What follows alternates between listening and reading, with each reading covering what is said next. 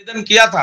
माननीय मुख्यमंत्री जी हमसे 5 साल बाद मिले थे और माननीय मुख्यमंत्री जी ने कहा था कि उपचुनाव के बाद करेंगे। उपचुनाव के ठीक बाद हमारा परिक्रमा शुरू हो गया। प्रमुख सचिव से लेकर डीजी, प्रमुख सचिव, उप मुख्यमंत्री, सबसे मुलाकात हो गई है, माननीय मंत्री जी से भी हो गई है। कल हमारे साथी लगातार सबसे मिले हैं और संघ के द्वारा संघर्ष किया जा रहा है। शिक्षा मित्रों के समायोजन की बात हो या मानदेय बढ़ाने की लगातार प्रयास किया जा रहा है। उसी कड़ी में एक नई अपडेट निकल के आई है जो कि आपके लिए काफी महत्वपूर्ण होने वाली है। आप लोग पहले इस पूरी वीडियो को अंत तक जरूर देखिएगा।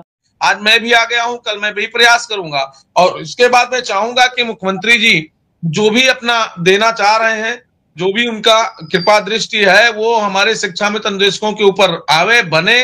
सरकार के हिस्से का जो मेरा अधिकार है उसमें से जो भी उनकी वो करना चाहते हैं हमारे लिए करें। और मुझे उम्मीद भी है, उन्होंने बहुत ही मजबूती के साथ कहा था, तो जो भी हमारी मांग है उनमें उनका कितना संभव है, कितना कर सकते हैं, इस पर हमारी बात माननीय मंत्री जी के यहाँ बैठक में बन गई थी।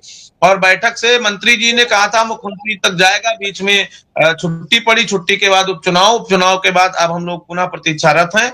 तो मैं आश्वस्त अपने साथियों को करूंगा कि लगातार हम लोग लगे हैं और निश्चित रूप से परिणाम सुखद हो, इसके लिए हम संघर्ष कर रहे हैं।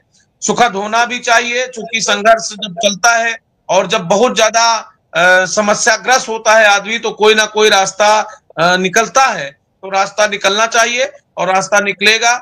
और मैं ये भी अपेक्षा करता हूं कि जो अभी हमारे साथी आज पूरा दिन सदन की कार्रवाई के बाद बहुत वो अपोह में है, वो स्पष्ट ये जान ले कि जब तक कोई भी नया आदेश सरकार का नहीं होगा, तब तक जो पिछला आदेश है उसी को जवाब में माननीय विधायक जी को भी पत्र मिलता रहेगा। जो भी सवाल जवाब आएगा वो पिछले सदनों की कार्रवाइयों में हमने देखा कि जब भी माननीय विधायकों का, माननीय विधान परिषद सदस्यों का प्रश्न आता है तो जो पूर्व की बातें हैं 3500 से 10,000 वो लिख करके चला जाता है। और उसका परिणाम विधायक ये होता है कि आघात में हमारे तमाम साथी जो नई बात को समझ पाते हैं, वो तमाम लोग बहुत ही कुंठित हो जाते हैं, बहुत ही दुखी हो जाते हैं, उनकी भावनाएं ग्रसित हो जाती हैं। क्योंकि वो 62 साल से कोई भी एक पैसा नहीं बढ़ा, तो उनको भी बहुत परेशानी है और विश्वास नहीं होता। वही होता है कि आदमी कहता है कि और कुछ नहीं हुआ, तो उनको भरोसा नहीं होता है। इसलिए हम लोग पहले से प्रिपेयर हैं, पहले से तैयार होकर कह दे रहे हैं कि किसी भी प्रकार से आप आत्मघाती कदम नहीं उठाएंगे, आप पूरी तरह से कहीं से भी अपने आप को आसक्त महसूस नहीं करेंगे।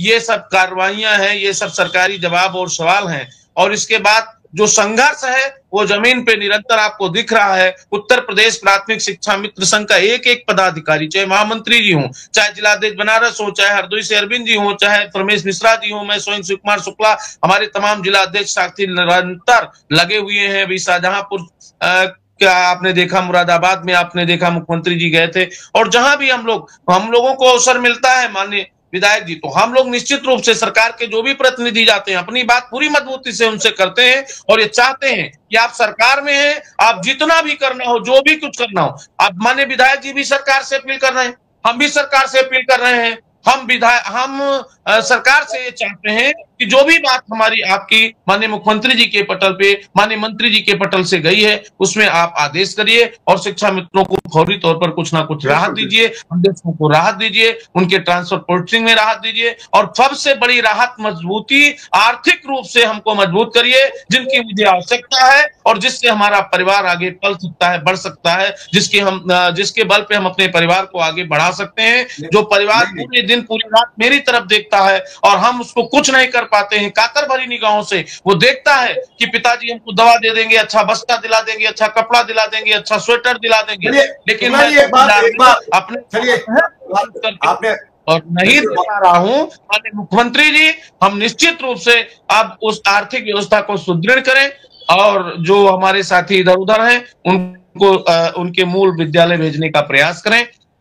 महिलाओं की बड़ी समस्या है, उसमें सुधार हो। इन्हीं अपेक्षाओं के साथ माननीय मुख्यमंत्री जी के पास में गया था और मुझे भरोसा है, उम्मीद करता हूं कि माननीय मुख्यमंत्री जी का आशीर्वाद, माननीय मंत्री जी का स्नेह हम लोगों को मिले और हमारी समस्याओं का समाधान हो।